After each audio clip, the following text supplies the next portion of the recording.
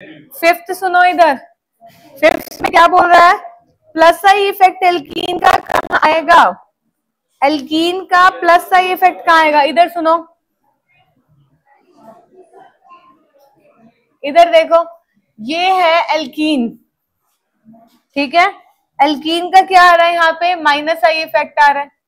B option में देखो, CH3 CH2 CH double bond CH2, alkene का क्या आ रहा है, माइनस आई आ रहा है। ये बात तो पता है एल्कीन का माइनस आई होता है, ये बात पता है क्या, कि परसेंटेज एस फैक्टर जो होता है वो डायरेक्टली प्रोपोर्शनल टू इलेक्ट्रोनेगेटिविटी होता है, इतनी बात पता है, पता है या नहीं पता तो लिख, पॉइंट्स नहीं बताऊंगी बेटा, नहीं पता तो लिख लेना कि ट्रिपल बॉन्ड का परसेंटेज एस कैरेक्टर ज्यादा है, क्योंकि परसेंटेज एस 50 होता है, sp हाइब्रिडाइजेशन होती है, परसेंटेज p भी 50 होता है।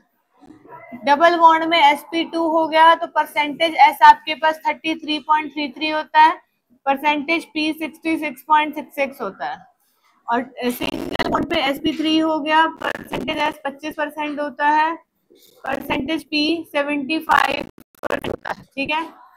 अब क्या है, अब सी ऑप्शन, सी पार्ट में देखो, HC triple bond C CH double bond CH2, alkene का प्लस आई होना चाहिए। अब ये इन दोनों में से इलेक्ट्रोनेगेटिविटी कौन है, ये ज्यादा इलेक्ट्रोनेगेटिव है, परसेंटेज एस कैरेक्टर इसका ज्यादा, परसेंटेज एस कैरेक्टर इसका ज्यादा, ये ज्यादा इलेक्ट्रोनेगेटिव, ये माइनस आई शो करेगा।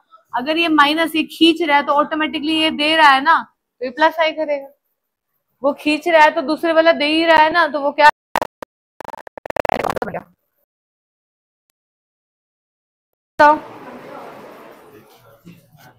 सिक्स क्वेश्चन देखो, सिक्स में सेम कहानी है, अप्लाई करो खुद, सिक्स में सेम कहानी है, जल्दी अप्लाई करके खुद देखो। और बताओ थर्ड, सेम लॉजिक अप्लाई करके देखो, थर्ड और सिक्स में सेम लॉजिक बता रही, आप खुद से अप्लाई करो।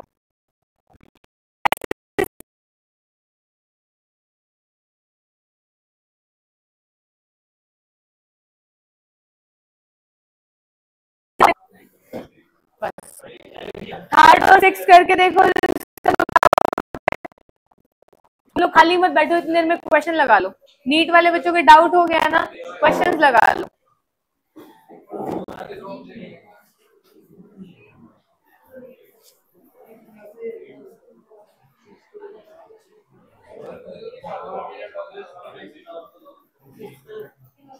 लगा के देख लो, जो पूछ रहे हो थर्ड और सिक्स हो रहा है या नहीं हो रहा, नहीं हो रहा तो बताओ, मुझे बताओ फिर। आयुष हो गया क्या, करो करो करो। सिक्स्थ में भी सेम है, ये देखो, इधर देखो, ये CH3 है, ये बेंजीन रिंग है, यहाँ पे C ट्रिपल बॉन्ड CH है, ये बेंजीन रिंग है, इधर देखो, इधर देखो, ये प्लस आई शो कर रहा है, ये दे रहा है तो ये खींच रहा है, तो फिनाइल क्या करेगा, माइनस आई खींच रहा है। यहाँ पे डबल बॉन्ड, यहाँ ट्रिपल बॉन्ड, ट्रिपल बॉन्ड का परसेंटेज एस कैरेक्टर ज्यादा, ज्यादा इलेक्ट्रोनेगेटिव, माइनस आई ज्यादा, ये ज्यादा खींचेगा तो ये ज्यादा देगा। देखो समझ में आ रही है, समझ आई, कोई दिक्कत, पक्का डाउट साथ के साथ खत्म होना चाहिए, ऐसे नहीं कि 5 मिनट बाद फिर वही चीज है। क्लियर हुआ, और बोलो इंडक्टिव के doubt. Overall electron donating group है कौन सा, जिसका डोनेट ही करता हो, कभी भी रिलीज वो कर विड्रॉ ना करता हो, हमेशा डोनेट करता हो, पहले वाला Br, Br जो होता है, इधर देखो Br जो होता है वो प्लस एम शो करता है, माइनस आई शो करता है। COCH3 ये शो करता है, माइनस एम करता है और माइनस आई करता है, लिख लिया करो ये चीजें जो मैं लिखती हूँ, कैसे करता है आपने पढ़ लिया, मीजोमेरिक और रेजोनेंस इफेक्ट, नहीं पढ़ा तो बता दो मुझे। OCH3 जो करता है वो प्लस एम करता है, माइनस आई करता है, NCH3 का होल थ्राइस प्लस है, माइनस आई करता है, माइनस एम करता है। CCl3 है, माइनस आई करता है, माइनस एम करता है। देख लो, ओवरऑल इलेक्ट्रॉन डोनेटिंग ही कौन है, डोनेट ही करता हो। अब सुनो, हमेशा बेटा कॉन्सेप्ट सुन लो, MHI का रूल होता है। MHI का रूल मतलब पहले मीजोमेरिक डोमिनेट करेगा, फिर हाइपर कॉन्जुगेशन करेगा और फिर क्या करेगा, इंडक्टिव। महेंद्र सिंह से याद कराते थे पहले तो, महेंद्र से M मीजोमेरिक, महेंद्र, फिर उसके बाद हाइपर कॉन्जुगेशन, फिर सिंह का I इंडक्टिव। महेंद्र सिंह ऐसे याद कराते थे, मतलब जब मैं छोटी थी तो ऐसे याद करा हुआ है महेंद्र सिंह से कि भाई पहले मीजोमेरिक फिर हाइपर कॉन्जुगेशन फिर इंडक्टिव, ये डोमिनेट करता है।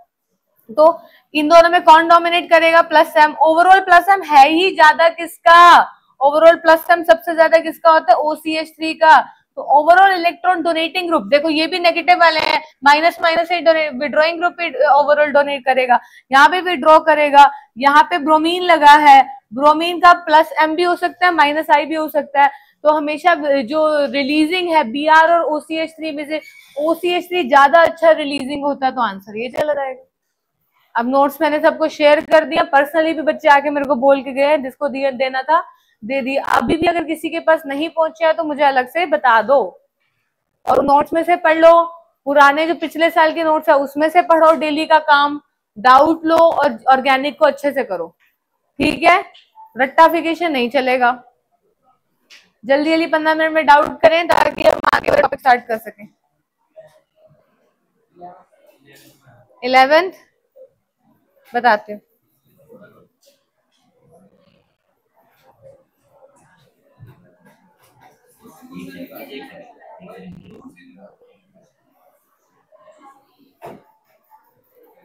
कौन सा कह रहे हो, 11 देखो। 11 क्वेश्चन में क्या आ रहा है, हिट्रोलिटिक फिजन से स्टेबल कार्बोकेटायन कौन सा बनेगा।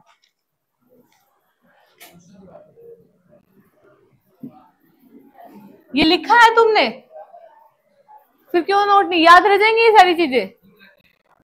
ये याद, जिसको याद नहीं रहती बेटा ऐसे हाथ जोड़ के मत बैठो भाई, लिख लो बेटा जो चीजें, जैसे अब ये मैंने लिखा, ये तुम्हें डाउट है तो इसको नोट करो ना। कॉपी पेन चलना भी तो चाहिए, पेंसिल से बुक में ही लिख लो, पेन मत चलाओ बुक में, पेंसिल से बुक में ही लिख लो, पेंसिल से बुक में ही लिख लो।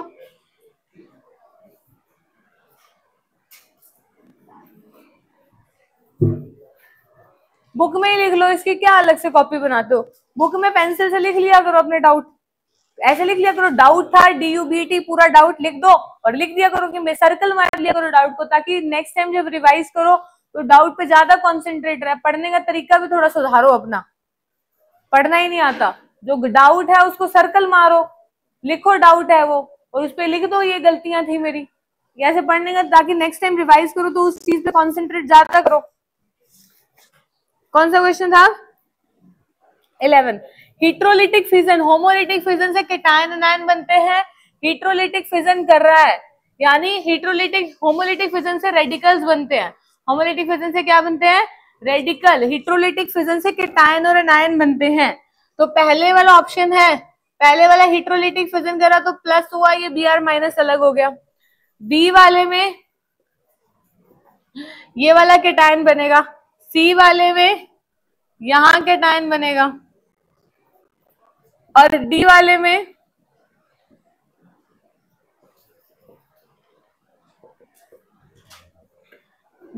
में यहां केटायन बनेगा, यहां केटायन बनेगा।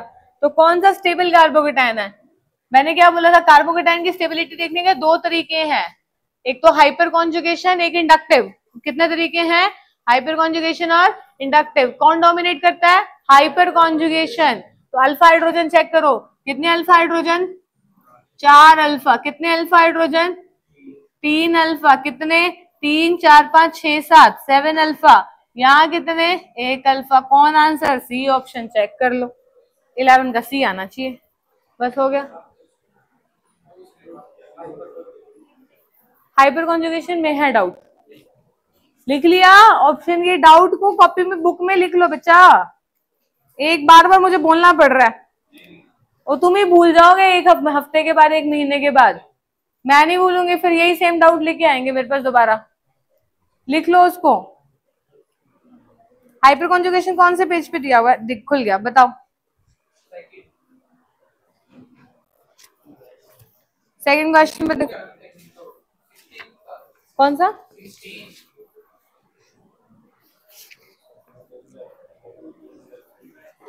ब्रेड्स रूल, किसमें ब्रेड रूल वायलेशन हो रहा है? ये देखो,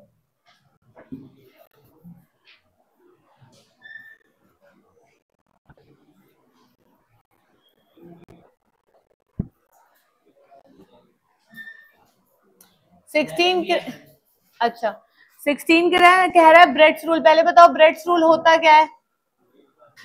ब्रेड्स रूल पता है क्या? ब्रेड्स रूल होता है, ये ब्रिज है, ये बाईसाइक्लो सिस्टम है। ये कौन सा सिस्टम है? बाईसाइक्लो रिंग है। कैसी रिंग है? बाईसाइक्लिक रिंग है। तो ये वाली जो ये वाली और ये वाली पोजीशन होता है, इसको बोलते हैं ब्रिज हेड कार्बन। क्या बोलते हैं? Bridge head carbon. क्या बोलते हैं? इसको भी क्या बोलेंगे? कौन सा कार्बन है ये? Bridge head carbon. और ब्रिज हेड कार्बन कभी भी, ब्रिज रूल क्या कहता है? ब्रेड्स रूल बोलता है कि ब्रिज हेड कार्बन जो है वो sp2 हाइब्रिडाइज्ड होना चाहिए। Bridge head carbon sp2 hybridised नहीं होना चाहिए, कभी भी नहीं होना चाहिए। अब किसमें है sp2 हाइब्रिडाइज? पहले ऑप्शन में, तो यहाँ पे वायलेशन हो रही है, तो 16 का ए आएगा। ठीक है, और बताओ।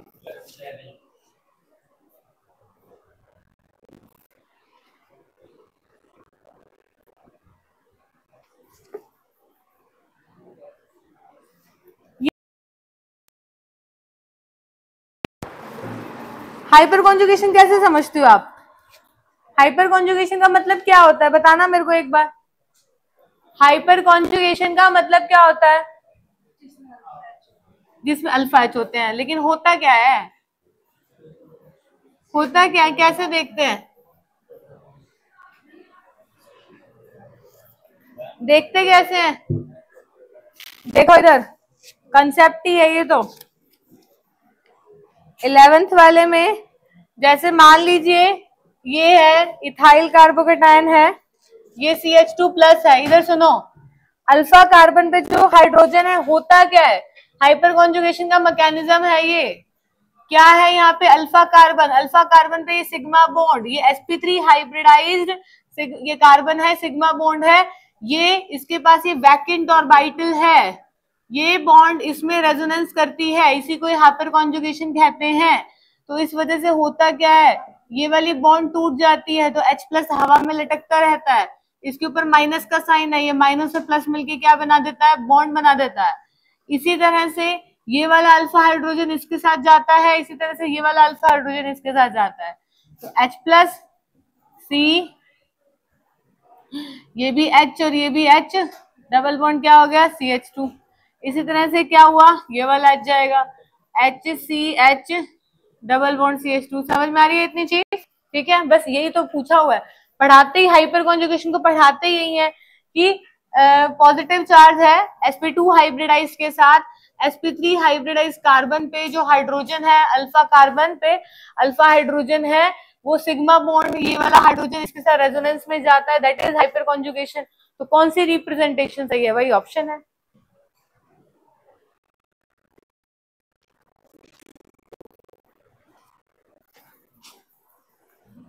और बताओ, यही थे, यही लिखे हुए। 11वां भी यही था, 16 भी यही था, एक 10th है।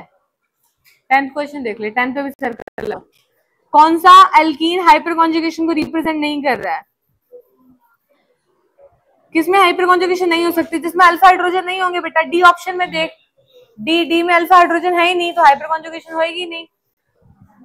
ठीक है, देखो एक सर्कल लगा हुआ 21 पे। कौन सी कॉन्जुगेटेड डाइन है? कॉन्जुगेटेड डाइन नहीं पता तुझे बेटा?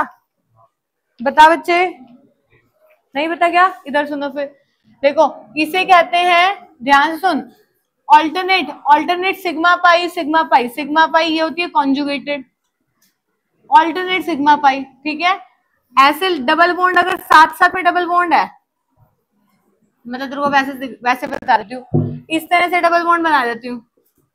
अगर एडजेसेंट पे ही डबल, बिल्कुल पास पास में ही डबल बॉन्ड है तो उसको बोलते हैं क्यूमुलेटेड। क्या बोलते हैं? क्यूमुलेटेड। ठीक है। और अगर डबल बॉन्ड बहुत दूर दूर है और कोई ना ही कॉन्जुगेशन में आ रहा है, अब बताओ ये कैसी है? आइसोलेटेड। आइसोलेटेड, समझ गया? तो कॉन्जुगेटेड, ऑल्टरनेट, सिग्मा पाई, क्यूमुलेटेड, साथ साथ में ये आइसोलेटेड। अब ये लिख ले बेटा, मेरे को बार बार बोलना पड़ रहा है। लिख ले इसको, लिख ले, भूल जाएगा। अभी तो ताजी ताजी चीजें याद है, 3 महीने तक ऑर्गेनिक चलेगी, चल तब भी याद रह जाएगी, 6 महीने बाद पेपर है, भूल जाएगा। फिर दोबारा डाउट लेके आओगे, मैं नहीं बताऊंगी, यही बोलूंगी फिर लिखा क्यों नहीं। ठीक है ना, आगे बढ़ना है ना, एडवांस के क्वेश्चन लगाने हैं कि नहीं लगाने? लगाने हैं ना, तो फिर ये छोटी छोटी चीजें टीचर नहीं बोले, आज के बाद मैं नहीं बोलूंगी बेटा डाउट अपने लिखो, अपनी कॉपी बना लो या अपनी बुक में ही वहां लिख लो ताकि याद रह जाए। बट आप खुद इतना वो करो, बस यही लगे हुए हैं आयुष। एक और लगा हुआ है, 23rd भी लगा हुआ है, 23rd भी लगा हुआ है, 20, हाँ सेकंड तो बता देती हूँ, 23rd भी लगा हुआ है। 23rd का देखो कैसे, अल्कीन की स्टेबिलिटी कैसे देखते हैं बेटा। 23rd क्वेश्चन देखो कि ये किसी को पता ही नहीं होगा जो उसने लगा रखा है। इधर सुनो, सुनो, एल्कीन की स्टेबिलिटी किस तरह से देखते हैं? एक आध क्वेश्चन लेके फिर पढ़ाती हूँ आगे। स्टेबिलिटी ऑफ एल्कीन देखते कैसे हैं?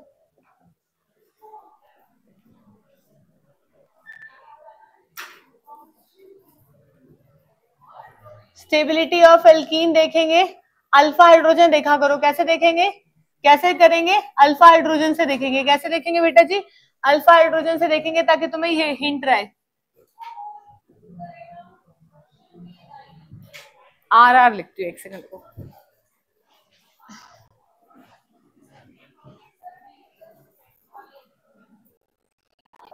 RR,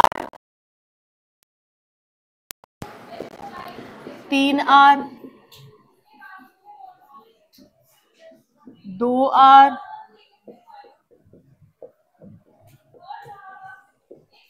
फिर ट्रांस में, फिर सिस में,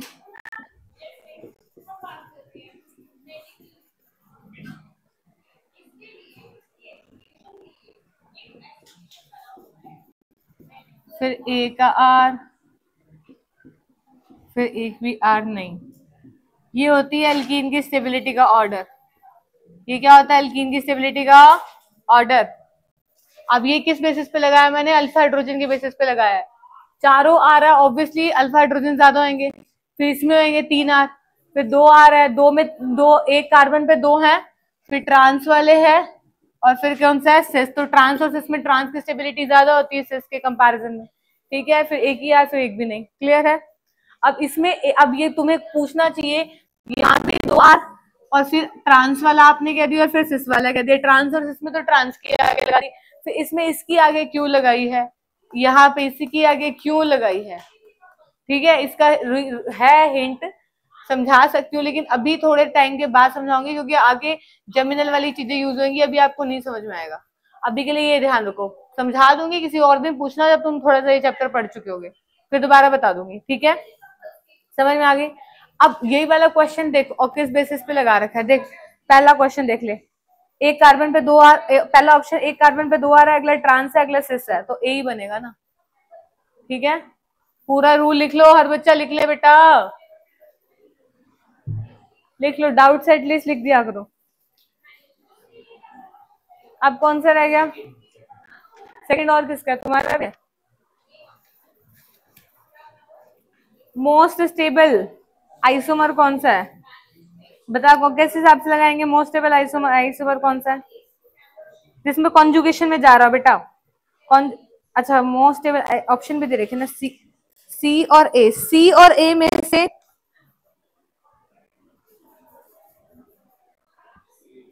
सी ज्यादा, क्योंकि सी वाला जो डबल बॉन्डेड कार्बन है उसका अल्फा हाइड्रोजन ज्यादा है। जिसका डाउट है वो एक बार देखे, सी और ए में से सी वाले, सी और ए दोनों में कॉन्जुगेशन है, लेकिन डबल बॉन्डेड वाला कार्बन क्या है, डबल बॉन्ड वाला कार्बन पे एक ग्रुप, जितना बल्कि ग्रुप है ना, वो बल्कि नहीं कहेंगे, क्या सब्स्टिट्यूटेड, मोर सब्स्टिट्यूटेड डबल बॉन्ड है ना। अल्फा मत देख, मेरी बात तो सुन बेटा। सी और ए में क्या डिफरेंस है, डबल बॉन्ड की पोजीशन में डिफरेंस है। क्या दोनों ए और सी में डबल बॉन्ड कॉन्जुगेशन में है? डबल बॉन्ड कार्बो सीओ के साथ कॉन्जुगेशन में है। ऑल्टरनेट डबल सिग्मा पाई नहीं है, कौन कॉन्जुगेशन में है। अब ए और सी में डिफरेंस क्या है, सी जिस डबल बॉन्ड पे लगा हुआ उसके साथ एक मिथाइल ग्रुप लगा हुआ है, यानी ये सी वाला सब्स्टिट्यूटेड है। सब्स्टिट्यूटेड एल्कीन ज्यादा स्टेबल होती है, ठीक है। अब ए और सी में भी, ए और सी बी ऑप्शन तो गलत हो गया, सेकंड का ए बनना चाहिए, ठीक है, समझ गया। अब डी और सी में भी तो पूछ सकता है, डी और सी में सी ग्रेटर होएगा डी से, पता है क्यों? एक डबल बॉन्ड अंदर हो, एक डबल बॉन्ड बाहर हो, तो अंदर वाली डबल बॉन्ड की, रिंग के अंदर जो डबल बॉन्ड है उसकी स्टेबिलिटी ज्यादा होती है रिंग के बाहर वाली डबल बॉन्ड से, ठीक है, समझ आ गया? कोई दिक्कत यहां तक, कोई डाउट? फर्स्ट सेम किसी डाइन लगा लियो, कौन सा डाइन स्टेबल है? कॉन्जुगेटेड, अभी बताया नहीं, देख ऑप्शन देख ले, सी ऑप्शन कॉन्जुगेटेड है, डी ऑप्शन क्यूमुलेटेड है, क्वेश्चन देख।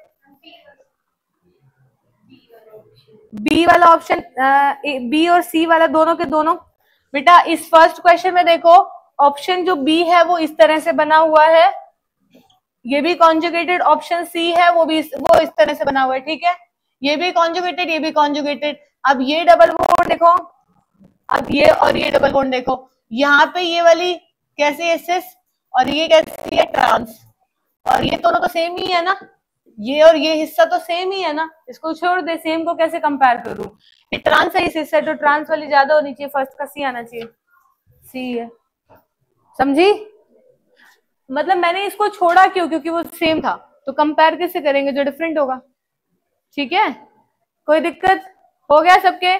सभी बच्चों का इंडक्टिव और हाइपर कॉन्जुगेशन खत्म, नीट और जेई दोनों का, सभी का खत्म, कोई दिक्कत? कल का होमवर्क क्या है? कल का होमवर्क है, पहले ही सुन लो, रेजोनेंस के 103 क्वेश्चन करके आने हैं, बस यही होमवर्क है। क्या करना है? रेजोनेंस के 103 क्वेश्चन, और कल का होमवर्क ये है कि आज जो कॉपी में करवाऊंगी वो रिवाइज, कॉपी वाला रिवाइज, हेलो एल्केन का जो कॉपी में करवाया है वो रिवाइज, और रेजोनेंस के 103 क्वेश्चन होमवर्क है। आपका भी, नीट वालों का भी यही है, नीट वालों को आज जितना करवाएंगे थोड़े बहुत क्वेश्चन उसके देख लेना अपनी बुक में, और रेजोनेंस के क्वेश्चन सारे समझ गए। आपके रेजोनेंस के कम है तो आप हेलो एल्केन के देख के आना, ठीक है। आप लोग 103 क्वेश्चन रेजोनेंस के देख कर आएंगे और कॉपी वाला रिवाइज करके आएंगे, बस, ठीक है जी। पकड़ो, आज हम अब आगे करते हैं। क्लियर हो गया? सी डाउट वाउट? चलिए, अब ऐसे ही अगर लगन से करते रहे ना, फिर तो ऑर्गेनिक हो जाएगी ढंग से, अगर सारे सारे बुक लगा दी तो।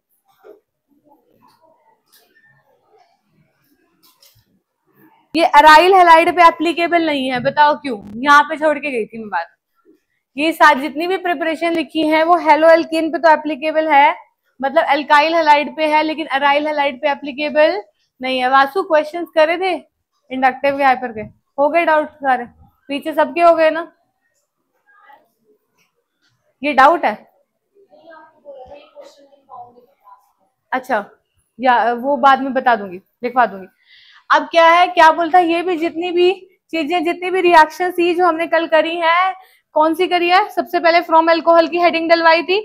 फ्रॉम अल्कोहल में जितनी भी कल रिएक्शंस पढ़ी हैं वो किसके लिए एप्लीकेबल है? सारी की सारी एल्काइल हैलाइड के लिए। अराइल हैलाइड पे एप्लीकेबल नहीं है। क्यों एप्लीकेबल नहीं है अराइल हैलाइड पे? क्योंकि देखो कल जो तुम अल्कोहल लिख रहे थे वो ROH लिख रहे थे। क्या लिख रहे थे? और ROH से तुम करके क्या बना रहे थे? RX बना रहे थे। ROH के साथ बहुत सारी रिएजेंट्स यूज करके क्या बना रहे थे? RX बना रहे थे। यही कर रहे थे। ROH में बहुत सारे रिएजेंट्स यूज करके क्या बना रहे थे? RX।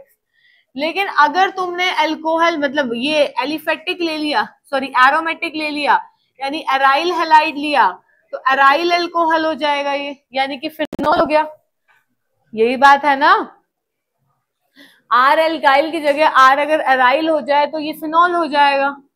तो अब फिनॉल के केस में एप्लीकेबल क्यों नहीं है? क्योंकि ये जो लॉन पेयर है ये कहाँ जाते हैं? कॉन्जुगेशन में। कहाँ जाते हैं?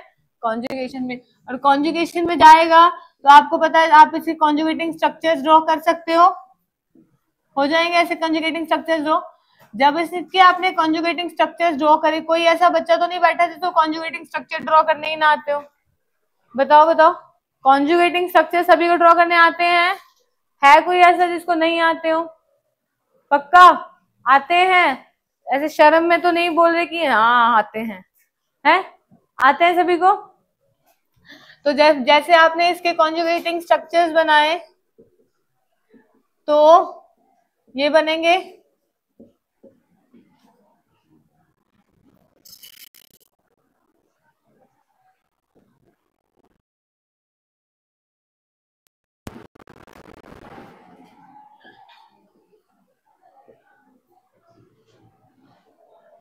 ये बनेगा।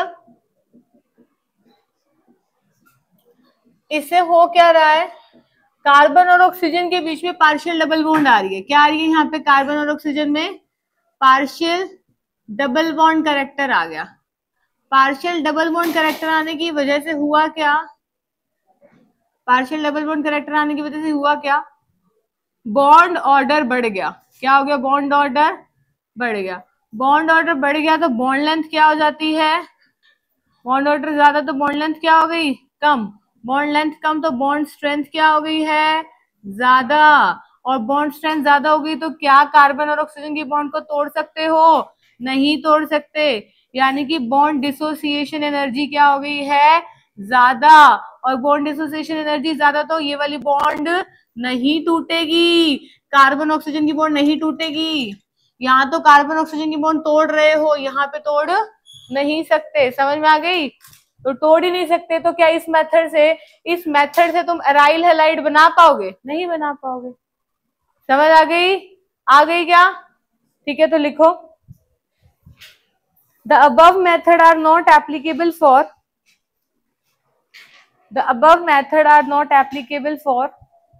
preparation of aryl halide. The above method are not applicable for preparation of aryl halide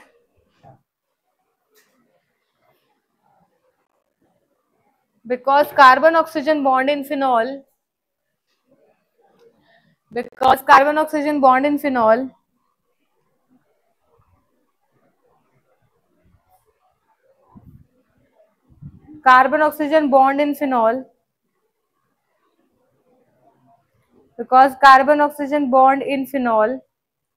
है।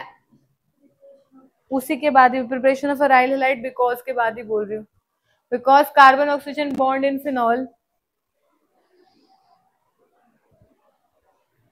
has partial double bond character. Because carbon oxygen bond in phenol has partial double bond character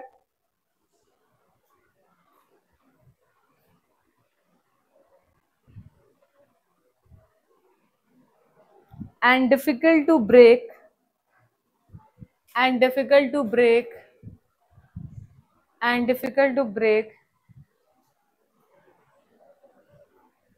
being stronger than single bond being stronger than single bond being stronger than single bond being stronger than single bond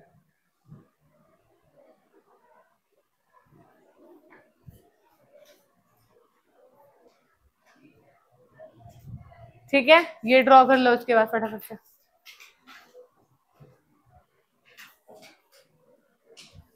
ये सारी preparation ही चल रही है। पहली preparation from alcohol थी, ठीक है।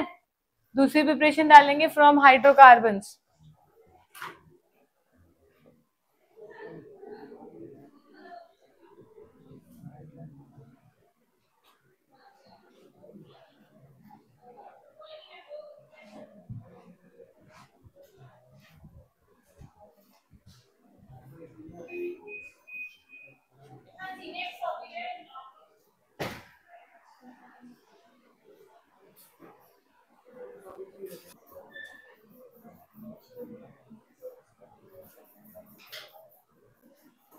आगे देखो,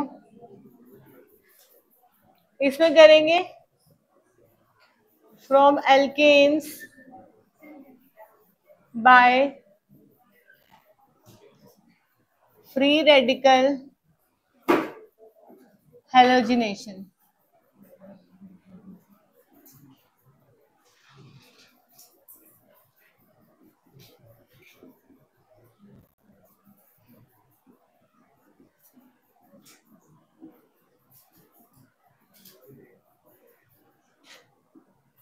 एल्केन से करना है फ्री रेडिकल हेलोजिनेशन। ये एल्केन दे दिया, Cl2 के साथ रिएक्शन कराएंगे in the presence of UV light. तो होगा क्या, क्लोरीन जाके जुड़ेगा। कहाँ जुड़ेगा, इधर ध्यान दो। अब कौन कौन से, ये 4 कार्बन है, या तो प्राइमरी, ध्यान से साइड पे लिखा करो यहाँ पे, यूवी लाइट की प्रेजेंस में रेडिकल बनते हैं। क्या बनते हैं, रेडिकल बनते हैं। तो कंसेप्ट सुन के ऐसे किया करो, दिमाग ऐसे लगाना होता है। रेडिकल बनते हैं तो इसमें कहाँ कहाँ रेडिकल बन सकता है, या तो 1 डिग्री रेडिकल बन सकता है, या कितने डिग्री बन सकता है, 2 डिग्री रेडिकल बन सकता है। यही दिमाग में आएगा, आएगा। कौन सा रेडिकल स्टेबल है, क्यों स्टेबल है, बताओ क्यों स्टेबल है, बोलो। ऐसे ये दिमाग में सोचना है, क्यों स्टेबल है। अल्फा ज्यादा भाई, 5 अल्फा हाइड्रोजन है इसलिए स्टेबल है। ये क्यों है, 2 अल्फा हाइड्रोजन है। कौन ज्यादा स्टेबल, ये ज्यादा स्टेबल। तो 2 वाले कार्बन पे, सेकंड वाले कार्बन पे कौन आगे जुड़ जाएगा, क्लोरीन जुड़ जाएगा, और ये मोर स्टेबल प्रोडक्ट देगा। और फर्स्ट वाले कार्बन पे जब क्लोरीन जुड़ेगा तो वो क्या देगा, लेस स्टेबल प्रोडक्ट देगा। क्या कंसेप्ट समझ में आ गया। ऑप्शन ढूंढ के आंसर सोचना कैसे है, बताओ।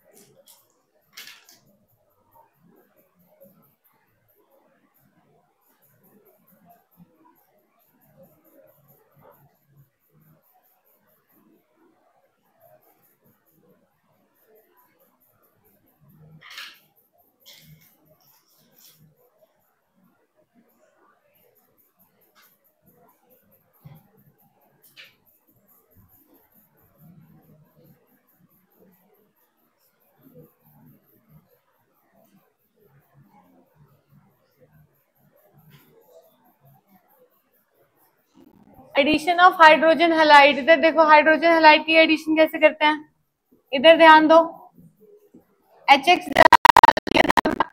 नेगेटिव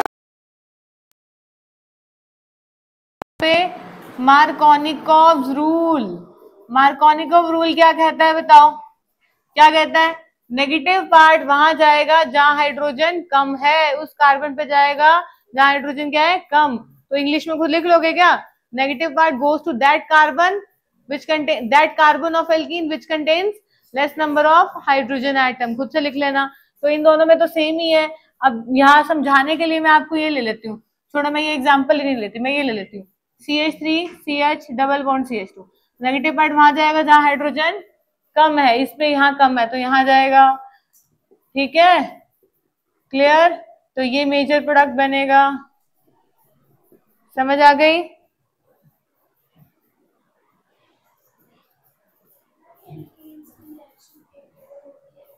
फेवरेबल कैसे,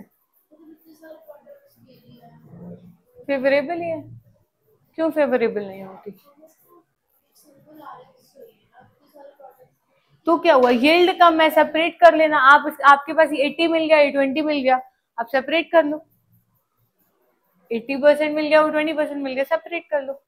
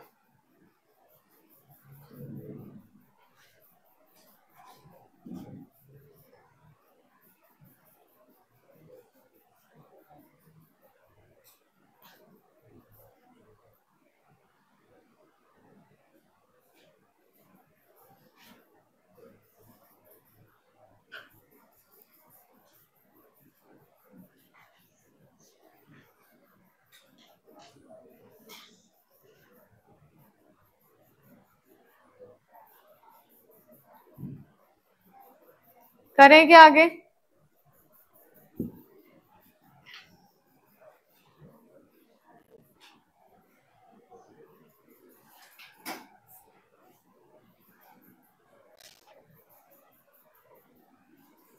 एल्कीन है, एल्कीन के ऊपर हेलोजन ऐड कर रही हूँ, Br2 डाल रही हूँ इन the presence of CCl4 solvent. तो एक Br यहाँ आ जाएगा, एक Br इस कार्बन पे आ जाएगा, यानी कि एडिशन रिएक्शन हो जाएगी। क्या हो जाएगी?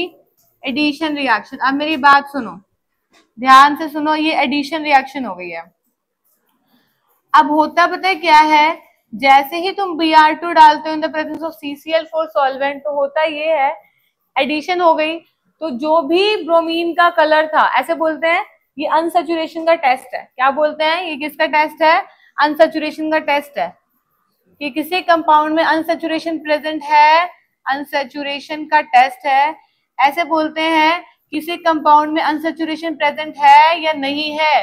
अगर कोई भी अनसैचुरेटेड कंपाउंड है उसमें, अब देखो, अब तुम्हें लैब में ना ऐसे टेस्ट ट्यूब में दे देते हैं, मैंने इथीन दे दिया एक टेस्ट ट्यूब में डाल के और एक टेस्ट ट्यूब में इथेन डाल के दे दिया, क्या तुमको देख के पता लग जाएगा क्या कि ये वो इथीन है या इथेन है? पता लग जाएगा देख के। मैंने दो टेस्ट ट्यूब पकड़ा दी तुम्हें, एक में क्या डाला हुआ है? इथीन, दूसरे में क्या डाला हुआ है? इथेन। देख के पता लग जाएगा क्या? देख के पता लग जाएगा क्या कि इथीन है? नहीं। तो क्या करोगे तुम?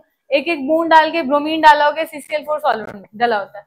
तो जो जिस भी टेस्ट ट्यूब में ब्रोमीन का कलर डिस्चार्ज हो जाए, ब्रोमीन का जो भी कलर था, अगर कलर चेंज हो गया यानी एडिशन रिएक्शन हो गई। कलर चेंज नहीं हुआ, इसका मतलब वो कंपाउंड पहले से ही क्या था? सैचुरेटेड। क्योंकि सैचुरेटेड कंपाउंड पे एडिशन तो नहीं हो सकती ना, सिंगल बॉन्ड पे तो नहीं होगी ना एडिशन।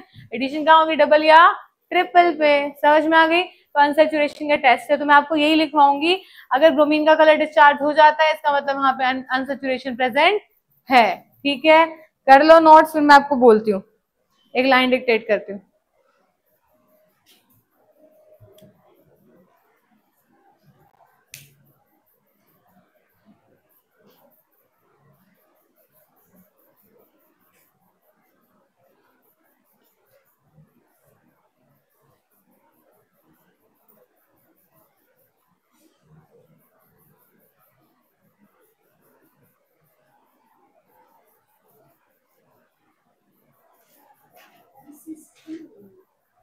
सिस या ट्रांस क्या मिलेगा वो तो अब थोड़े दिन में आगे जाके समझाओगे, अभी बस ये समझ ले कि ऐसे मिलेगा, विसिनल मिलेगा, ये समझ ले, विसिनल डायब्रोमाइड मिलेगा। ये एडजेसेंट पोजीशन पे होता है तो विसिनल है ना, तो विसिनल डायब्रोमाइड मिलेगा।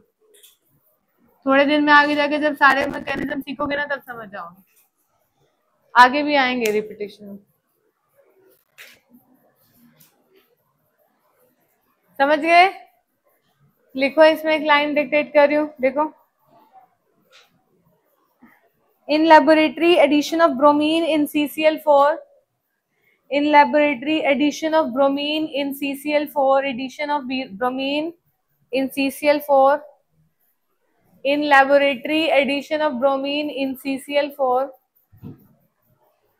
to an alkene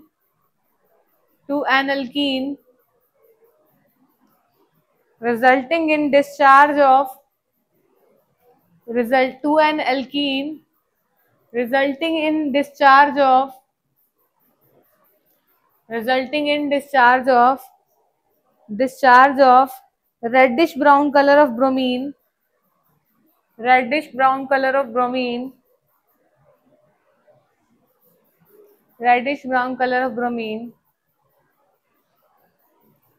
constitute an important method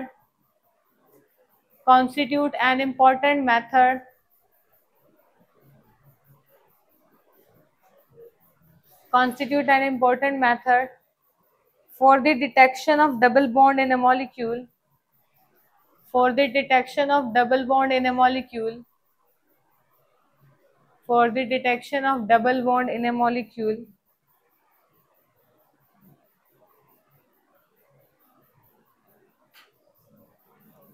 The addition results in synthesis of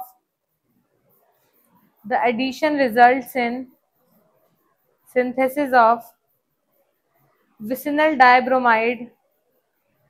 The addition result in synthesis of vicinal dibromide, which is colorless.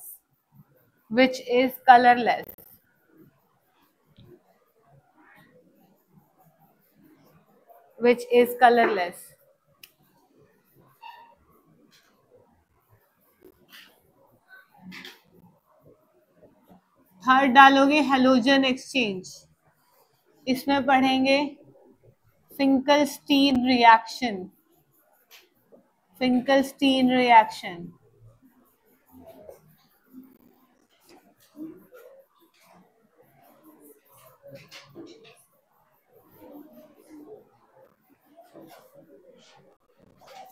इधर देखो, कल मैंने आपको एक बात बोली थी कि RX है, X आपके पास क्लोरीन या ब्रोमीन है, इसमें NaI डालोगे in the presence of acetone solvent, तो होगा क्या, Ri बनेगा और NaX बनेगा। कल मैंने आपको ये चीज समझाई थी कि आयोडाइड तुम इस मेथड से प्रिपेयर नहीं कर सकते। कल बताया था ना, कई सारे मेथड से जिस मेथड से तुम आयोडाइड, एल्काइल आयोडाइड प्रिपेयर नहीं कर सकते। कल बोल रही थी ना मैं कि कई, ये देखो, कई आपको कल जितने मेथड लिखवाए थे वहां से ना तो एल्काइल फ्लोराइड प्रिपेयर कर पा रहे थे, ना ही एल्काइल आयोडाइड प्रिपेयर कर पा रहे थे। बोल रही थी ना मैं, तो मैंने बोला था कि ना आप इससे एल्काइल फ्लोराइड प्रिपेयर कर पा रहे हो, ना एल्काइल आयोडाइड प्रिपेयर कर पा रहे हो। तो अगर आपको एल्काइल फ्लोराइड प्रिपेयर कराना है या एल्काइल आयोडाइड प्रिपेयर कराना है तो कैसे प्रिपेयर कराएंगे, कोई अलग मेथड से करा लेंगे। अगर कल वाले मेथड से प्रिपेयर नहीं हो पा रही तो हम किसी अलग मेथड से प्रिपेयर करा लेंगे। तो हमने किस मेथड से कराया एल्काइल आयोडाइड, फिंकलस्टीन से। किसे कराया, फिंकलस्टीन रिएक्शन से। समझ आती है? फिंकलस्टीन रिएक्शन क्या कहता है कि RX है, उसमें Na डालोगे एसीटोन की प्रेजेंस में तो Ri बनेगा। अब मुझे एक बात बताओ, RCl या RBr बॉन्ड तो स्ट्रॉन्ग है, क्योंकि बॉन्ड लेंथ ज्यादा होती है तो बॉन्ड स्ट्रेंथ कम होती है। और कोई स्ट्रॉन्ग बॉन्ड टूट के वीक बॉन्ड में क्यों कन्वर्ट हो रही है, मेरा क्वेश्चन ये है। कोई स्ट्रॉन्ग बॉन्ड टूट के वीक बॉन्ड में क्यों कन्वर्ट हो रही है? हमेशा जब भी रिएक्शन होती है तो हम वीक से स्ट्रॉन्ग ही बनाएंगे ना। तो यहाँ पे ये रिएक्शन फेवरेबल भी है, बट यहाँ पे हुआ क्या है, ये स्ट्रॉन्ग बॉन्ड वीक बॉन्ड में क्यों कन्वर्ट हो रही है? होनी तो नहीं चाहिए पर क्यों हो रही है, बताओ।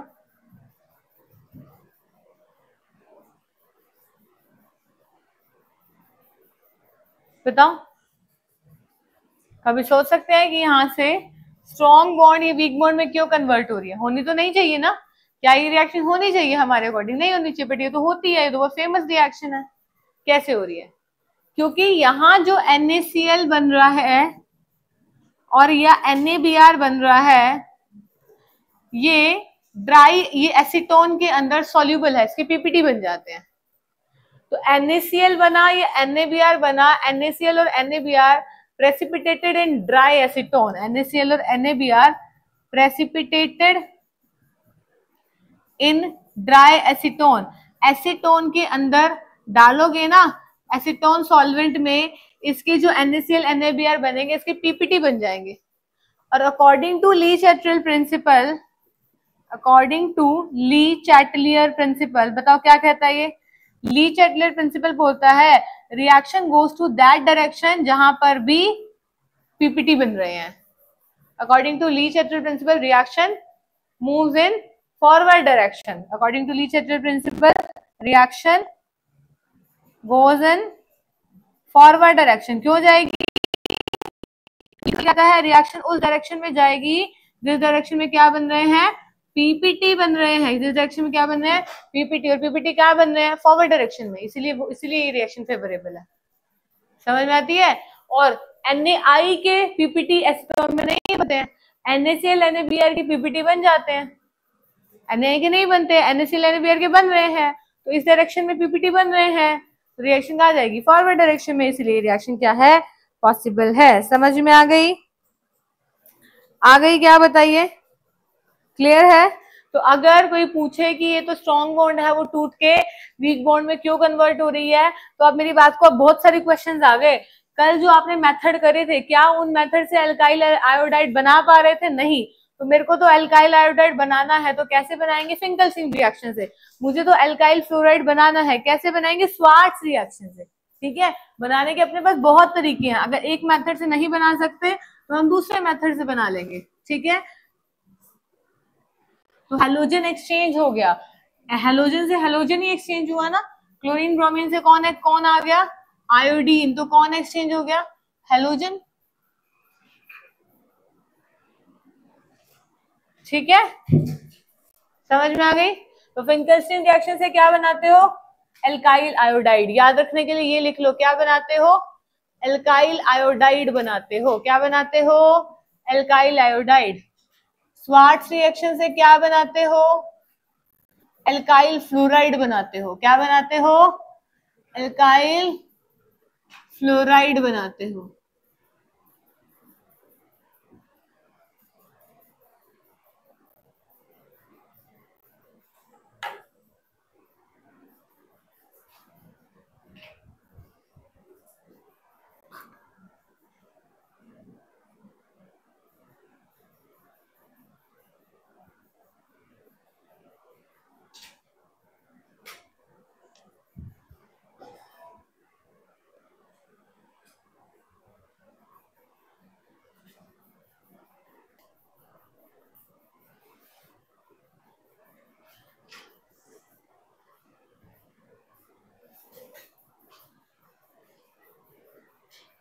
करें आगे? आगे देखो क्या होता है, किसके लिए होती है? एल्काइल फ्लोराइड के लिए होती है। RX है, X आपका फिर से क्लोरीन या ब्रोमीन हो सकता है। इसकी रिएक्शन कराएंगे आप, किस तरह कराएंगे? लिख देती हूँ यहाँ पे, AgF CuF2 Hg2F2 SbF3। किसी के साथ भी करवा सकते हैं, इनमें से कोई भी ले लो। AgF Hg2F2 CuF2 SbF3, इनमें से कोई भी ले सकते हो, कोई भी रिएजेंट ले सकते हो। तो बनेगा क्या? RF बनेगा। क्या बनेगा? RF, एल्काइल फ्लोराइड बन जाएगा। इनमें से कोई भी ले सकते हो, मैंने तभी तो स्लैश डाल दिया। AgF ले सकते हो, CuF2 ले सकते हो, Hg2F2 ले सकते हो, SbF3 ले सकते हो। ठीक है, समझ आ गई?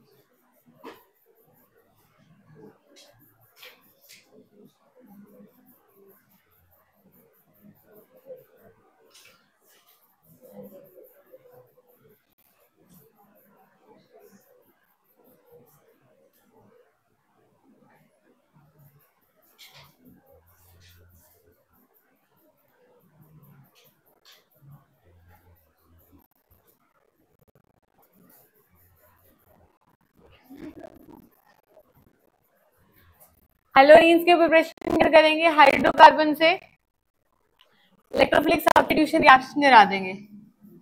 इधर देखो मैंने क्या ले लिया, ये टोलुइन ले लिया। क्या ले लिया? ये टोलुइन। टोलुइन की रिएक्शन कराएंगे X2 के साथ। किसके साथ कराएंगे? X2 के साथ।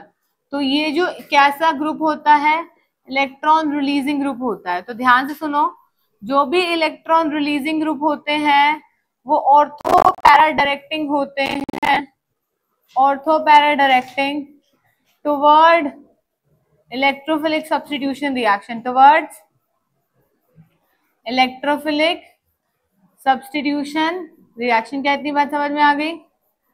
क्या बोला है मैंने? कि कैसे होते हैं? जो भी इलेक्ट्रॉन रिलीजिंग ग्रुप होते हैं वो ऑर्थो पैरा डायरेक्टिंग होते हैं टुवर्ड इलेक्ट्रोफिलिक सब्स्टिट्यूशन रिएक्शन। जितने भी रिलीजिंग ग्रुप हैं वो कैसे होंगे? ऑर्थो पैरा डायरेक्टिंग होंगे इलेक्ट्रोफिलिक सब्स्टिट्यूशन रिएक्शन की तरफ। कैसे होंगे? ऑर्थो पैरा डायरेक्टिंग होंगे। ठीक है, ऑर्थो पैरा डायरेक्टिंग होंगे तो X2 कहाँ आएगा? एक बार इसी ऑर्थो पोजिशन पे आ जाएगा और एक बार कहाँ आ जाएगा? पैरा पोजिशन पे। अब ये ऑर्थो सब्स्टिट्यूटेड प्रोडक्ट है और यहाँ पे कहाँ आया? पैरा पे। बताओ मेजर वाला कौन सा? मेजर कौन सा आएगा? मेजर आएगा जब X पैरा पे लगा है, क्योंकि यहाँ स्टेरिक हिंड्रेंस हो जाती है। इसकी वजह से इसकी ये माइनर प्रोडक्ट मिलता है और ये वाला कैसा मिलता है? हमेशा मेजर प्रोडक्ट मिलता है। पैरा वाला ज्यादा स्टेबल होता है। ठीक है, समझ में आती है? बोलो।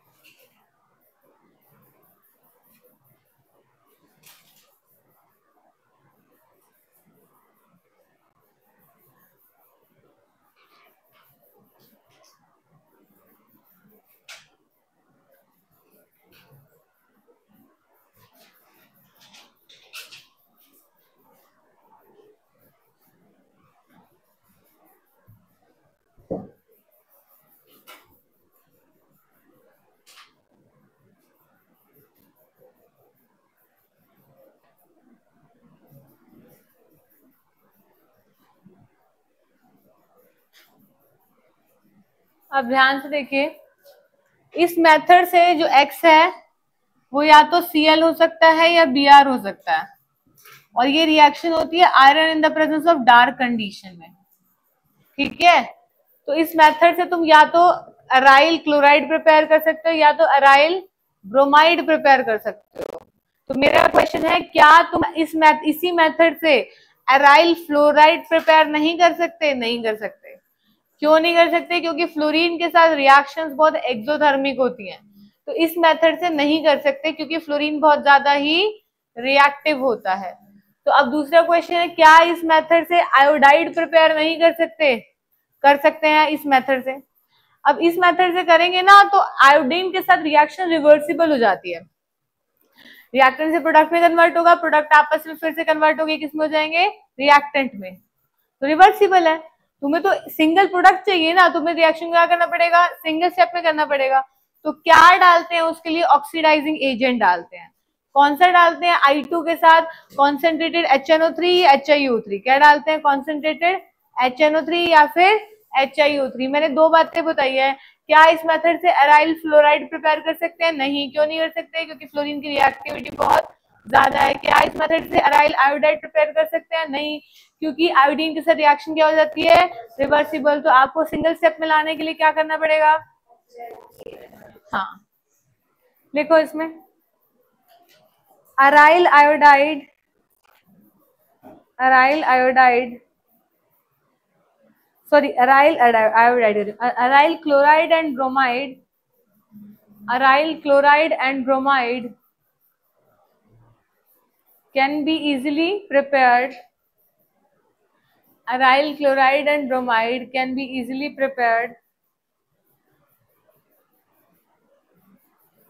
by electrophilic substitution of arenes, by electrophilic substitution of arenes, by electrophilic substitution of arenes with chlorine and bromine respectively, with chlorine and bromine respectively,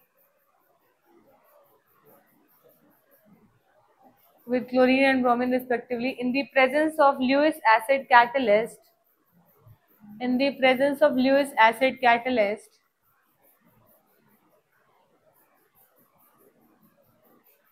in the presence of Lewis acid catalyst like iron or iron chloride, like iron or iron chloride, in the presence of Lewis acid catalyst like iron or iron chloride. Next line में डालो ortho and para isomer can be easily separated, ortho and para isomer can be easily separated, ortho and para isomer can be easily separated due to large difference in their melting point. Ortho and para isomer can be easily separated due to large difference in their melting point.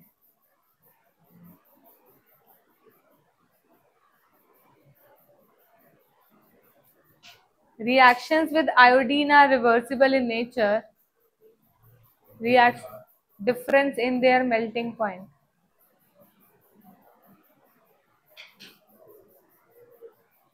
Reaction with iodine are reversible in nature.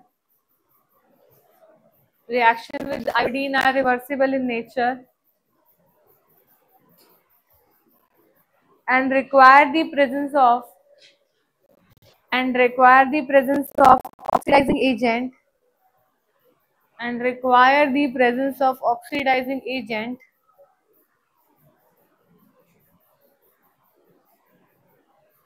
HNO3 or HiO3, HNO3 or HiO3, HNO3 or HiO3, HiO4, HNO3 or HiO4, HNO3 or HiO4 to oxidize the HI formed, to oxidize the HI formed during iodination, to oxidize the HI formed during the iodination. ठीक है, तो अगली line लिखो फ्लोरो compounds cannot be prepared by this method. Fluoro compound cannot be prepared by this method due to high reactivity of fluorine. Due to high reactivity of fluorine. Fluoro compound cannot be prepared by this method due to high reactivity of fluorine.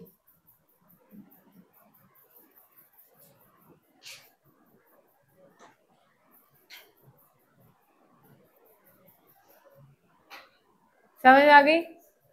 ठीक है, बताओ iodine के साथ क्यों नहीं कर सकते? क्योंकि आयोडीन के साथ रिएक्शंस क्या होती हैं, तो क्या डालना पड़ता है, HNO3 या फिर HiO4, ताकि HI जो बने रिएक्शन को रिवर्स बैक कर दे. ठीक है, समझ आ गई? अब इसी में डालो सेकेंड. हाँ, हाई रिएक्टिव होने से रिएक्शन काम कर रही है. हाई रिएक्टिव थोड़ी है वो. रिएक्टिविटी सबसे पहले फ्लोरीन की होती है, फिर क्लोरीन की, फिर ब्रोमीन की और फिर आयोडीन की. सबसे ज्यादा रिएक्टिव तो फ्लोरीन है, सबसे कम रिएक्टिव तो आयोडीन है, क्लोरीन और ब्रोमीन तो बीच में आ रहे हैं। क्लोरीन इतना ज्यादा रिएक्टिव है, लैब में एक पिंच भी लेगा आग पकड़ लेता है, इतना केयरफुली काम करना पड़ता है, इतना केयरफुली। अगर तू काम कर रहा है फ्लोरीन के साथ, इतना खतरनाक है काम करना, पहले ही सोचो, मतलब अपनी जान के साथ खेल रहे वाली बात है, क्योंकि इतना ज्यादा रिएक्टिव है, एक्सपोजर बहुत ज्यादा है, बहुत जल्दी रिएक्ट कर जाता है। तुम अगर बिल्कुल केयरफुली काम ही नहीं कर रहे हो तो हल्का सा भी तुम्हारा इधर उधर रिएक्शन में ढंग से नहीं डाला तो मतलब बहुत ज्यादा रिएक्टिव है, बहुत जल्दी आंख पकड़ लेता है। जब हम मास्टर्स में हम करते थे, तुम्हारी टीचर बोलते थे भाई, हम लोग जैसे काम करते तो मास्क लगा के पूरा गोगल्स डाल के लैब को डाल के भाई पूरा कवर होके, क्योंकि फ्लोरीन के साथ इतना ज्यादा रिएक्टिव है कि कहीं भी वो स्पार्क करके मान लो तुम्हारे फेस पे भी आगे बर्न आउट हो जाएगा, आंख पकड़ लेगा तुम्हारे, तुम्हें कपड़ों पे आंख लग सकती है, तो मतलब बहुत ज्यादा रिएक्टिव होता है, तो काम नहीं करने देते, तुम्हें तो करने ही नहीं देंगे। मैंने तो मास्टर्स करी है, तो हमें आगे पीएचडी करनी होती है तो हम लोग को तो करवाते ही है वो, क्योंकि पीएचडी में तो कोई चीज रिसर्च करनी है तो तुम्हें तो करना पड़ेगा, फिर इतना केयरफुली करना पड़ता है। कई कंपाउंड्स ऐसे होते हैं, जब हम काम करते थे तो हमारे सर बोलते थे कि अगर तुमने एक बार इस केमिकल से काम कर लिया तो तुम्हारी 5 साल एज कम हो गई, तो हम उनको बोलते थे हम तो 3 दिन से इसी के साथ काम कर रहे हैं तो हमारी 15 साल एज कम हो गई क्या, मतलब मजाक में बोलते थे, एक्चुअल में फैक्ट है। तो हमारी टीचर्स यही बोलते थे उस टाइम पे कि सच है, वो मजाक नहीं कर रहे, वो सच है कि एक बार इस केमिकल से काम कर लिया तो इतना ज्यादा कार्सिनोजेनिक, इतना ज्यादा हार्मफुल है वो कि तुम्हारी बॉडी में कुछ मर्जी कर लो वो गया ही है, गया ही है वो, तो इतनी हेल्थ को नुकसान करवा देता है, तभी तो काम नहीं हो सकता वहां पे, ठीक है, समझ रहे हो। तो इतना ज्यादा रिएक्टिव होता है कि आप कर नहीं सकते हो उसके साथ काम, इसलिए बोल दिया जाता है, ठीक है, समझ आ गई। और I2 के साथ कराओगे तो रिएक्शन रिवर्स बैक की होती रहेगी, तो तुम्हें जो प्रोडक्ट चाहिए वो मिल ही नहीं पाएगा। ये सारी जो तुम्हें करवा रही हूँ ना, ये मैंने ऑलरेडी लैब में करी हुई है, तो तभी तुम्हें कर करके मैं लिखवा के बोर हो गई, बट मतलब एक स्टेज ऐसी आ चुकी है कि अब ये चीजें हम लोग तो सारी लैब में करके आई हुई है, सारी रिएक्शन जो भी मास्टर्स करता है हर किसी ने करी होती है वो, ये सारी रिएक्शन लैब में हर केमिकल के साथ करी हुई है, ठीक है। तो एक्चुअल में कर पाना बहुत डिफिकल्ट है, बस तुम्हें अभी तुम्हें तो नाम के साथ याद रखनी पड़ेगी, ठीक है। अब अगला from amines by Sandmeyer reaction, from amines by Sandmeyer reaction, ठीक है। अब इसमें होता क्या है, कौन सा पॉइंट था, फर्स्ट पॉइंट डाला था ना ये, इसे ही तो ये सेकंड डाल लेना, फर्स्ट था ना वो, तो ये सेकंड डाल लेना, ठीक है। अब डालो क्या है यहाँ पे, अमीन, ये हो गया रिंग, कि रिंग के ऊपर क्या लगा दो, NH2 बोलते हैं, रिंग के ऊपर NH2 लगाओगे तो ये बन जाता है एनिलीन, क्या बन जाता है, एनिलीन। एनिलीन में NaNO2 HCl डाल दो, NaNO2 प्लस HCl डाल दो, ठीक है, HX लिख देती हूँ, HCl डाल दो, चाहे HCl ही लिख दो, ठीक है। तो क्या बनेगा, N triple bond N positive Cl negative, benzene diazonium chloride बोलते हैं, क्या बोलते हैं, बेंजीन डायजोनियम क्लोराइड, क्या बोलते हैं, बेंजीन डायजोनियम क्लोराइड। तो जैसे ही तुमने बेंजीन डायजोनियम क्लोराइड बनाया, मेन काम तो पहले ये बनाने का, अब रिएक्शन स्टार्ट हो जाएगी, ठीक है। सबसे पहले हर जगह बेंजीन डायजोनियम क्लोराइड कॉमनली बनाना ही पड़ेगा, ठीक है, ये बात समझ में आ गई, ठीक है। अब NaNO2HCl ये 273 से 278 केल्विन टेम्परेचर पे बनता है, 273 से 278 केल्विन टेम्परेचर यानी 0 से 5 डिग्री सेल्सियस पे बनता है, ठीक है। अब क्या हुआ, बेंजीन डायजोनियम क्लोराइड जो आपने बना दिया, अब इसके साथ रिएक्शन होती है, ये आगे Cu2X2 के साथ रिएक्शन करेगा, तो क्या बनेगा, Cu2X2 के साथ रिएक्शन करेगा तो यहाँ पे X बन जाएगा, क्या बन जाएगा, X, और यहाँ से N2 बाहर निकल जाता है, क्या बाहर निकल जाता है, N2 बाहर निकल जाता है। X यहाँ पे क्लोरीन और ब्रोमीन है, क्योंकि फ्लोरीन और आयोडीन के साथ रिएक्शन तो अभी पढ़ ही लिए, अलग से करनी पड़ेंगी, ठीक है, समझ में आ गई, बोलो।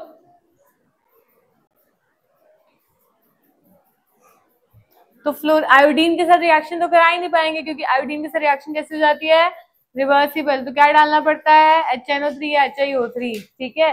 तो सैंड में रिएक्शन से आप क्या बना सकते हो, अराइल क्लोराइड या फिर अराइल ब्रोमाइड। लेकिन मुझे तो वो कह रहा है हमें तो बेंजीन डाइजोनियम क्लोराइड को ही यूज करके आयोडाइड बनाना है, बताओ क्या करें। धक्का कर दिया कि बेंजीन डाइजोनियम क्लोराइड को ही यूज करो और आयोडाइड बनाओ और एराइल आयोडाइड बनाओ। अब कैसे बनाएं, अगर तुम्हें बेंजीन डाइजोनियम क्लोराइड को ही यूज करके आयोडाइड बनाना है तो कैसे बनाएंगे, आपको KI के साथ वार्म करना पड़ेगा। क्या करना पड़ेगा, KI के साथ वार्म करना पड़ेगा, तो एराइल आयोडाइड बन जाएगा। सिंपली KI डालो, लेकिन वहां पे Cu2I2 के साथ नहीं बना सकते। मतलब ये चीजें ध्यान रखनी पड़ेंगी। क्या तुम Cu2I2 के साथ बना सकते हो, नहीं, तुम्हें KI के साथ वार्म करना पड़ेगा।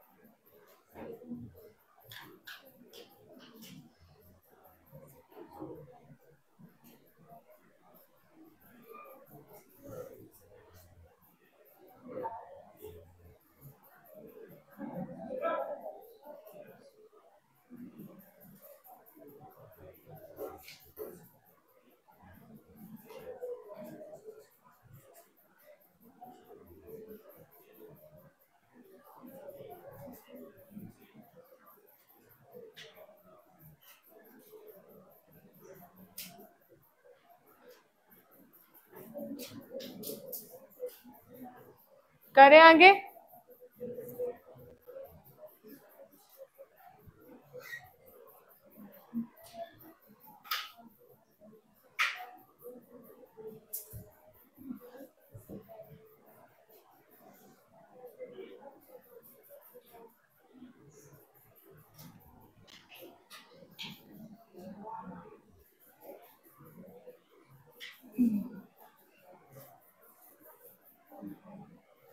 नेक्स्ट डालेंगे बाल्ज-स्कीमन रिएक्शन।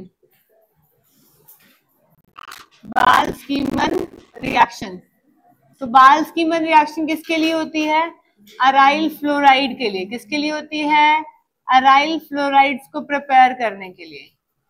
अराइल फ्लोराइड को प्रिपेयर करने के लिए होता है। ये हिंट डाल के लिख देती हूँ ताकि तुम्हें याद रह जाए। जैसे फिंकलस्टीन किसके लिए थी, एल्काइल आयोडाइड के लिए। स्वार्ट्ज किसके लिए थी, एल्काइल फ्लोराइड के लिए। बाल्ज-स्कीमन किसके लिए, अराइल फ्लोराइड के लिए, ठीक है। अब क्या होता है, इसमें भी बेंजीन डाइजोनियम क्लोराइड है। मैं बार बार बेंजीन डाइजोनियम क्लोराइड की प्रिपरेशन नहीं लिखूंगी क्योंकि मैं एक बार लिख चुकी हूँ कि बेंजीन डाइजोनियम क्लोराइड कैसे बनाते हैं। कैसे बनाते हैं बताओ, एनिलीन में क्या डाल देते हैं, NaNO2HCl, तो क्या बन जाता है, बेंजीन डाइजोनियम क्लोराइड। लिखवा चुकी हूँ ना। एनिलीन में क्या डाल देते हैं, NaNO2HCl, तो क्या बन जाता है, बेंजीन डाइजोनियम क्लोराइड। तो बेंजीन डाइजोनियम क्लोराइड में क्या डालेंगे आप, क्या, अच्छा अल्काइल फ्लोराइड प्रिपेयर करना है ना, तो आप डालेंगे यहाँ पे HbF4 in the presence of HNO2, ठीक है। तो अब ये बनेगा अराइल फ्लोराइड, N2 बाहर और BF3 यहाँ से बाहर निकल जाएगा। N2 और यहाँ से BF3 बाहर निकल जाएगा। समझ में आ गई।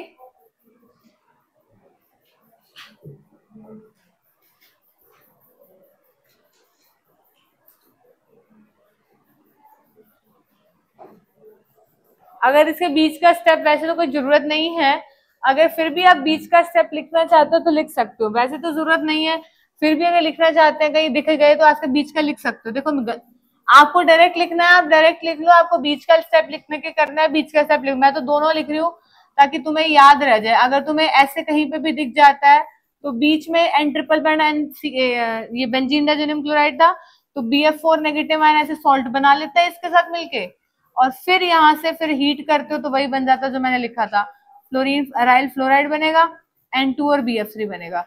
डायरेक्ट लिख सकते हो, ऐसा नहीं है कि वो गलत था। बात ये है कि बीच में एक सॉल्ट बनता है, तुम्हें लिखना है लिख लो, नहीं लिखना नहीं लिखो, कोई दिक्कत नहीं है।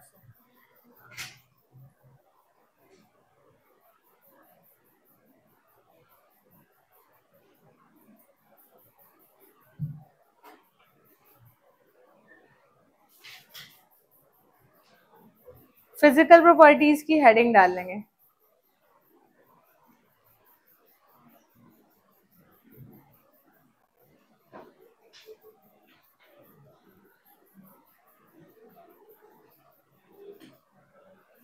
कितने दिन हो गए चैप्टर स्टार्ट हुए? कल ही हुआ है ना? अच्छा, मुझे लग रहा था परसों हुआ है, मैं आज वेडनेसडे के मंडे के साथ सोच रही थी। मंडे को तो वो क्या डिस्कस किया था?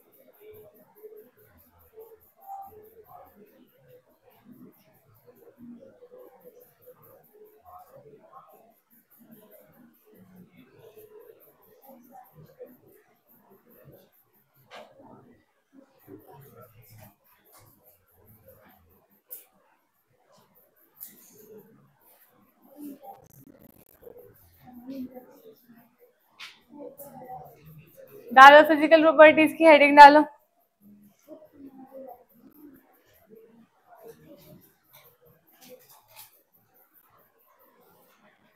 आप सुनो साथ साथ, एल्काइल हैलाइड्स कलरलेस होते हैं प्योर फॉर्म में, ये लिखते रहो, छोटी छोटी बातें लिखो। Alkyl halide are colourless when pure, alkyl halide are colourless when pure, alkyl halide are colorless when pure.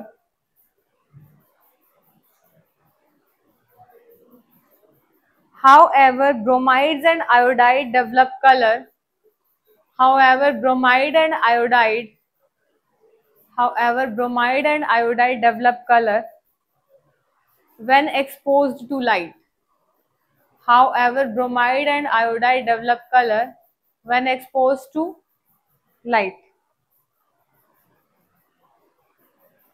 ठीक है? When exposed to light. Many volatile halogen compounds have sweet smell. Many volatile halogen compounds have sweet smell. Many volatile halogen compounds have sweet smell. ठीक है? अब डालेंगे heading melting point and boiling point, इसी में melting point and boiling point. अब तुम बताओ melting and boiling point किस पे डिपेंड करेगा? मास बढ़ेगा तो मेल्टिंग पॉइंट बॉइलिंग पॉइंट क्या होगा? बढ़ेगा। मास बढ़ेगा तो मेल्टिंग पॉइंट बॉइलिंग पॉइंट क्या होगा जी? बढ़ेगा। ठीक है, समझ में आता है? तो खुद से लिख low melting and boiling point में, मेल्टिंग एंड बॉइलिंग पॉइंट में लिख लो, मास बढ़ेगा तो मेल्टिंग पॉइंट बॉइलिंग पॉइंट बढ़ता है, मास बढ़ेगा तो मेल्टिंग पॉइंट बॉइलिंग पॉइंट बढ़ेगा, लिख लो खुद से। मास बढ़ेगा तो मेल्टिंग पॉइंट बॉइलिंग पॉइंट बढ़ेगा। अब मैंने बोल दिया RF है, RCl है, RBr है और RI है, किसका मेल्टिंग पॉइंट बॉइलिंग पॉइंट ज्यादा? एल्काइल ग्रुप सब में सेम है। पहले बेटा ये पूछा करो कि क्या मैम एल्काइल ग्रुप सेम है, क्या पता कार्बन उसमें ज्यादा हो, ये भी तो देखो ना बच्चे, अधूरी चीज मत देखो, क्या पता कार्बन उसमें ज्यादा हो। तो अल्काइल ग्रुप में सेम ही देख ली हूँ, तो अब मास किसका ज्यादा? आयोडीन का ज्यादा, ओवरऑल RI का मास ज्यादा, तो मास ज्यादा तो मेल्टिंग पॉइंट बॉइलिंग पॉइंट क्या हो जाएगा? ज्यादा। ठीक है, समझ में आ रही है? बोलो इसमें बताओ।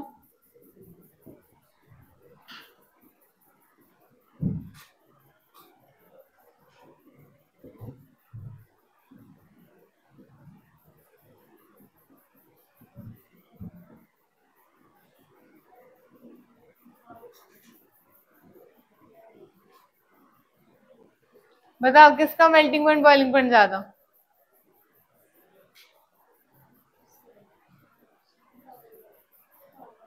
कैसे थर्ड वाले का ज्यादा? कैसे? कार्बन सब में सेम है, सबको सेम है, तो फिर थर्ड वाले का कैसे ज्यादा है? ब्रांचिंग ज्यादा होती है तो क्या हो जाता है? बढ़ जाता है। ये कार्बन सब में फॉर्मूला सेम है, क्या है? C4 3 4 5 6 7 8 9, C4H9Br ही है सब में, है ना? फॉर्मूला वही है, C4H9Br। उधर की तरफ क्या हो रही है? ब्रांचिंग इंक्रीज हो रही है ना? यहाँ ब्रांचिंग बढ़ गई, ब्रांचिंग ज्यादा हो जाती है तो क्या हो जाता है? सरफेस एरिया कम हो जाता है। सही कह रही हूँ? सही नहीं कह रही? ब्रांचिंग ज्यादा तो सरफेस एरिया क्या हो जाएगा? कम, और सरफेस एरिया कम तो मेल्टिंग पॉइंट बॉइलिंग पॉइंट क्या हो जाएगा? बढ़ेगा। वाह, किसी बड़ी चीज को आग लगा के और किसी छोटी चीज को आग लगाओ, कौन किसको हीट करने में टाइम लगेगा? है? टाइम किस में लगेगा? जो चीज बड़ी है, जिसका सरफेस एरिया ज्यादा, उसका मेल्टिंग पॉइंट बॉइलिंग पॉइंट ज्यादा। क्यों उल्टा सोचते हो? थोड़ा सा दिमाग तो लगाओ। ब्रांचिंग बढ़ गई है, सरफेस एरिया कम हो गया, कॉम्पैक्ट हो गया, तो मेल्टिंग पॉइंट बॉइलिंग पॉइंट क्या हो गया? कम हुआ, तो इसका ज्यादा हो गया। इसका कितना होता है? 375 केल्विन, 364 केल्विन, याद नहीं करना बट लिख लो। 346 केल्विन, देख लो कितना कम हो गया। ब्रांचिंग हो गई, सरफेस एरिया कम, छोटा सा हिस्सा हो गया वो, तो मेल्टिंग पॉइंट बॉइलिंग पॉइंट कम हो गया।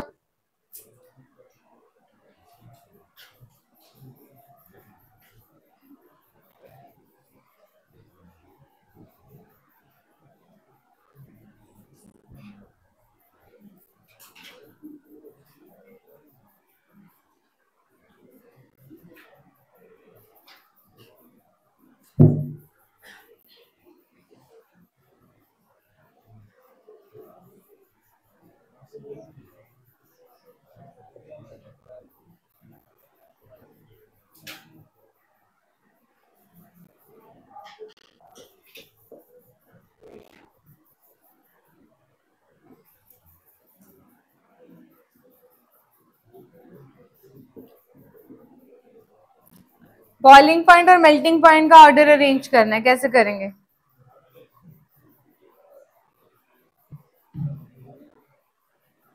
बॉइलिंग पॉइंट और मेल्टिंग पॉइंट का ऑर्डर अरेंज करना है, कैसे करेंगे?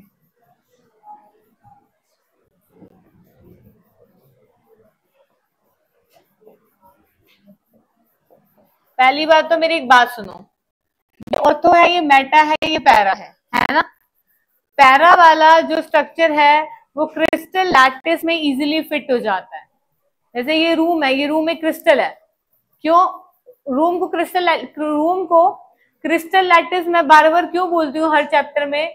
क्योंकि क्रिस्टल लैटिस का मतलब वही है जैसे एक रूम में 8 कोने, 6 फेस, कितने एज होती है? 4 4 8 और 4 12 एजेस होती है ना। रूम हमारा एक क्रिस्टल लैटिस है, वही 8 कॉर्नर्स है, 6 फेसेस है, 1 2 3 4 5 6, तो वही कितनी? 4 ऊपर 4 नीचे, 12 एजेस है, तो ये लैटिस है। इसी क्रिस्टल लैटिस में ये जो पैरा वाला स्ट्रक्चर है, एक बार इमेजिन तो करना, ये बीच में बेंजीन रिंग है, एक क्लोरीन यहाँ, एक क्लोरीन वहां, प्रॉपरली लगा दो, इस रूम में फंस नहीं गया वो? ये पैरा वाला स्ट्रक्चर क्या इस रूम में इजिली फंस नहीं जाएगा? बीच में बेंजीन, एक क्लोरीन इधर, एक क्लोरीन वहां, क्या इधर उधर खिसक सकता है क्या? कौन फंस गया आसानी से? फिट कौन हो गया?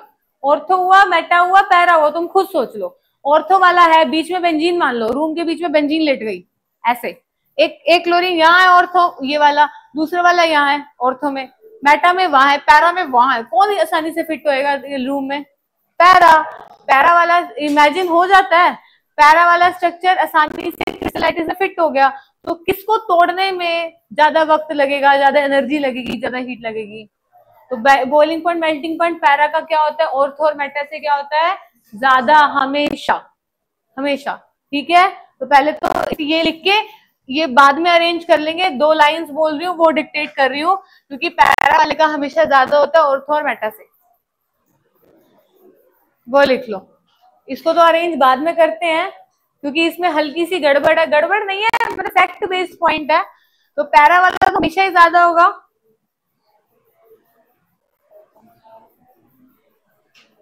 लिखो, boiling point of isomeric, boiling point of isomeric dihalobenzene, इसी के नीचे लिख लो boiling point of isomeric dihalobenzene, dihalobenzene, isomeric dihalobenzenes are very nearly same, are very nearly same, are very nearly same, are very nearly same. However, the para isomers are, however the para isomers are high melting, however the para isomers are, however the para isomers are high melting as compared to ortho and meta isomer, as compared to ortho and meta isomer.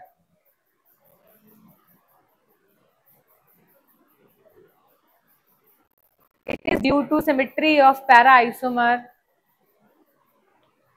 It is due to symmetry of para isomer.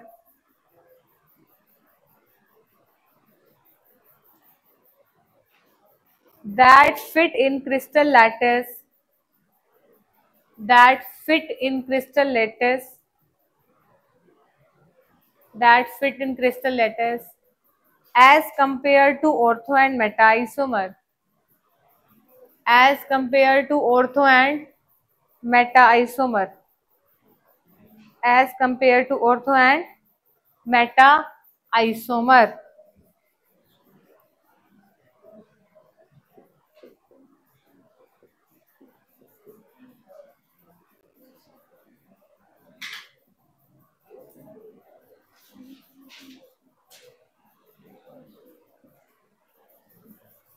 इधर देखो, अब ये देखो melting point और boiling point किसका ज्यादा ortho Meta para में से? तुम खुद देख लो किसका ज्यादा? पैरा का। किसका ज्यादा? पैरा का। ये बात समझ में आ गई क्या?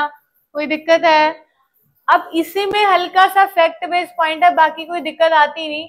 ऑर्थो और मेटा बच गया। ऑर्थो मेटा पैरा में से तो पैरा आगे ही होता है हमेशा। मेल्टिंग पॉइंट देखो ऑर्थो और मेटा में से, कंसेप्ट बता रही हूँ, जो यहाँ थोड़ी सी बात अलग हुई है वो एक अलग चीज है। अब यहाँ देखो पैरा का सबसे आगे है, कोई दिक्कत है? अब तुम बोलोगे बॉइलिंग पॉइंट में तो पैरा तो पीछे आ गया, बॉइलिंग पॉइंट में तो बोलोगे ऐसे आ गया, ऑर्थो आ गया, फिर पैरा आ गया, और फिर क्या आ गया? मेटा। और मेल्टिंग पॉइंट में क्या आ गया? पैरा आ गया, ऑर्थो आ गया, और फिर क्या आ गया? मेटा आ गया। बेटा कंसेप्ट तो नीचे वाले में प्रॉपरली लग रहा है, ऊपर वाली चीज एक्सपेरिमेंटल है। ऐसी ऐसी चीजें कई बार आ जाती हैं, आ क्या जाते हैं, जेई तो ऐसी एनसीईआरटी वाली चीजें उठा रहा है तो हम कुछ नहीं कर सकते, अपने को तो ऐसी चीजें पढ़नी पड़ेंगी, सीधी सी बात है। ठीक है, समझ आ रही है? पकड़ा ना? ठीक है, अपने पास कंसेप्ट ये है जो मैं यहाँ तुम्हें बता रही हूँ कि पैरा वाला सबसे आगे होता है। ठीक है, उसके बाद ऑर्थो और मेटा वाले में, ऑर्थो वाले में स्टेरिक हिंड्रेंस ज्यादा है, भीड़ भाड़ ज्यादा है, 2 बल्कि ग्रुप्स लगे हुए हैं, है ना? तो ऑर्थो वाले को हीट करने में कंपैरेटिव टू मेटा ज्यादा लगता है। ठीक है, ऑर्थो वाला पैरा के कंपैरिजन में मेल्टिंग पॉइंट या बॉइलिंग पॉइंट हमेशा ज्यादा होता है। यहाँ पे अलग है कि थोड़ा बहुत डिफरेंस आ गया कि ऑर्थो वाला, ऑर्थो मेटा पैरा, पैरा तो सबसे आगे हुआ, फिर ऑर्थो हुआ और फिर मेटा हो जाता है हमेशा। तुम खुद सोचो, एक बात सोचो, मेरे को क्या देखते हो, पैरा वाला तो क्रिस्टलाइटिस में इजीली फिट हो रहा है, ऑर्थो वाला में एक क्लोरीन यहाँ एक यहाँ, मेटा वाले में एक यहाँ एक वहां, थोड़ा सा कंजस्टेड ऑर्थो और मेटा में कौन है, ऑर्थो ज्यादा है, हिंड्रेंस ज्यादा है, ग्रुप पास पास में है, तो ऑर्थो वाले का ज्यादा होएगा मेटा से।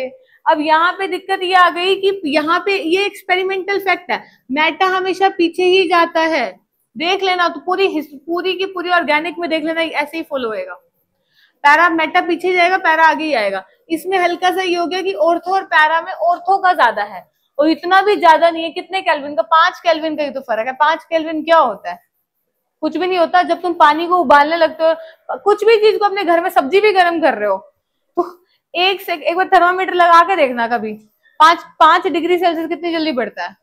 अरे तुम गर्म पानी में लगा के देख लेना, एक भी ताजा ताजा से पानी लेना, एक हल्का सा गर्म लेना, देखा 5 डिग्री सेल्सियस कितनी जल्दी बढ़ जाता है, वो फ़ारेनहाइट में है, 5 फ़ारेनहाइट भी देख लेना कितनी जल्दी बढ़ जाता है।